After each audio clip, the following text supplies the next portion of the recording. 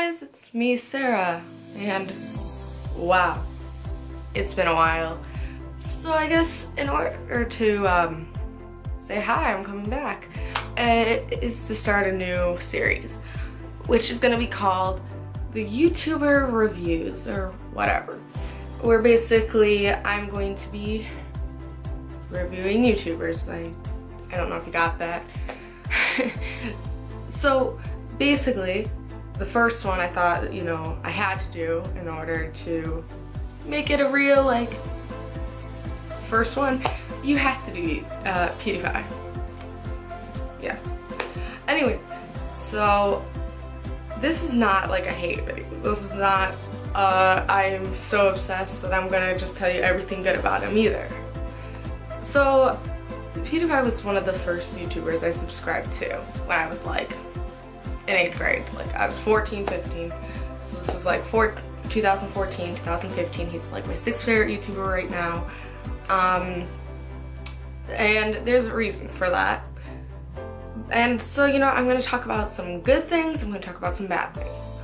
So some of the good things about him is I think he really does show off his genuine side, that he doesn't have to be this, you know, loudmouth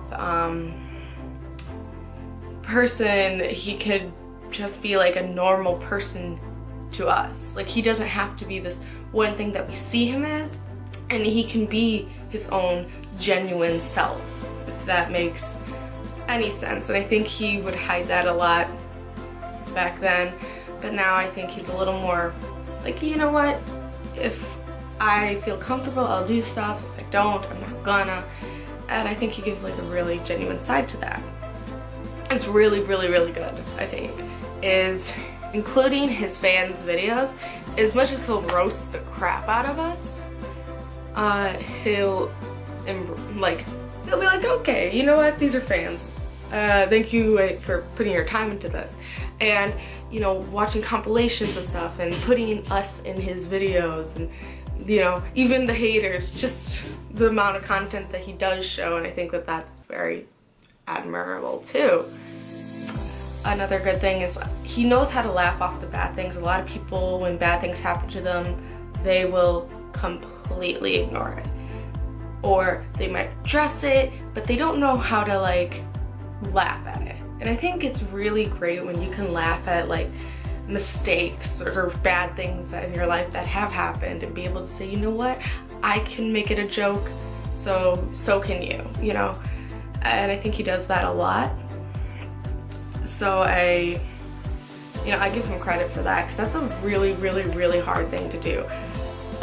When people are coming at you, when people, like, news and media, they're all completely harassing you. I think that that's something that I should be able to address it, and address it in a comedic way is just something that I admire. So, because I'm talking about this, I do gotta bring up some bad things. Like how he does deal with the controversial subjects, and, you know, because he is, number one, because he is in front of so many people and on this large platform, it does bring him into this spotlight. And I take things as jokes. I do. You know what? I'm Jewish. That incident really didn't bother me.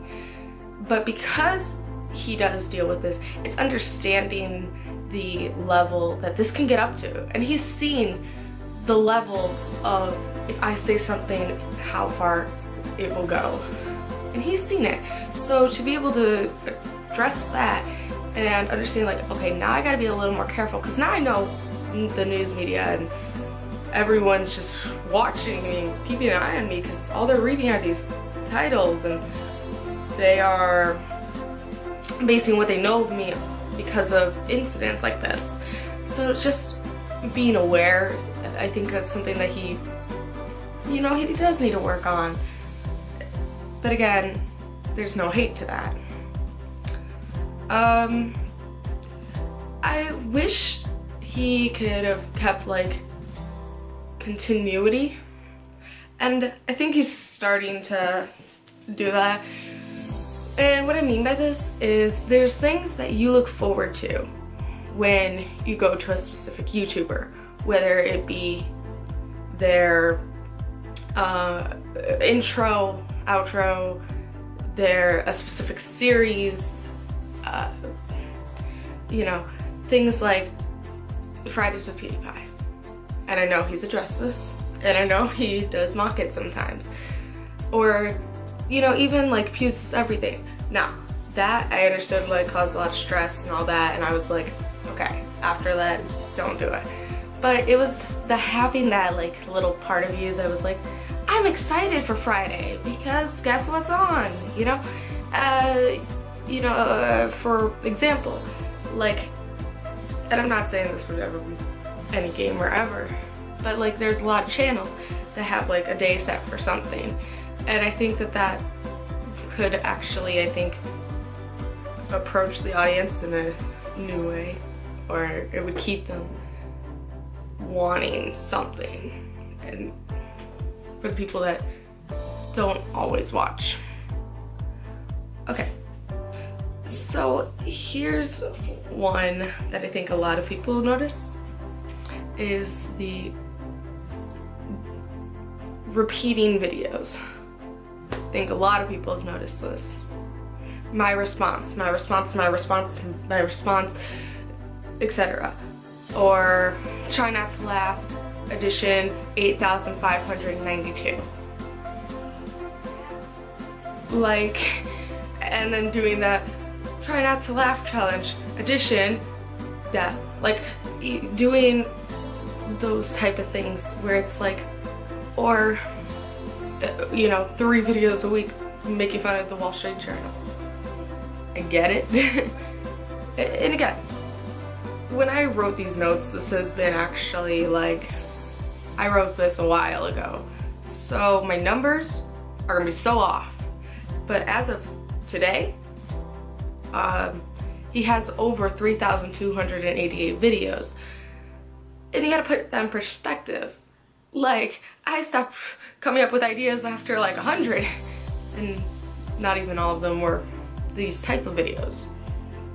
So, you know, understanding, you know, if he has this roadblock, you know, it's understandable. But the idea that you might get 2-3 videos a week talking about how he has no ideas, and that being the main, concept as a continuous weekly thing, that's where it starts becoming like, okay, I got you. Okay. So this one is so picky that I think you guys probably don't even notice this, is the thumbnail colors. And you're probably like, what? Why? Like, and I think a lot of people don't understand this. Now, I took art, I understand like what attracts me and what it pulls me into watching a video. And a lot of times it's the thumbnail. I might not know what the game is, I might not know what's going on, but the thumbnail really pushes me to watch it. And I think a lot of you guys can relate to that part of it. But I don't always get really pulled to it because of one thing. If you like were to quiz the society, if they preferred like brown compared to like blue, which one do you think is gonna have more polls? Like, obviously blue is gonna win that. And the reason why is the human mind just is very much attracted to these eccentric colors. And using colors like this bold blue, it doesn't have to be like light blue, but it needs to be like an eye-popping blue. Or you don't want to use like really navy green. You want to use like lighter but more like leaf colors, leaves, like those, just the green to that. If you want to use a green, you want to use like just basic colors. And where he fails, I think, in the thumbnail, even though he makes fun of our thumbnails, and my thumbnails are not going to be great at all, is he falls short because of the fact that he'll use a lot of brown skin colors, meaning these type of colors. The wall, which is just because of the lighting, it looks like this. You know, he'll use a lot of like oranges, but they kind of just blend, and it's a lot of you know, very earthy tones. And to me, I noticed that that doesn't pull me into it.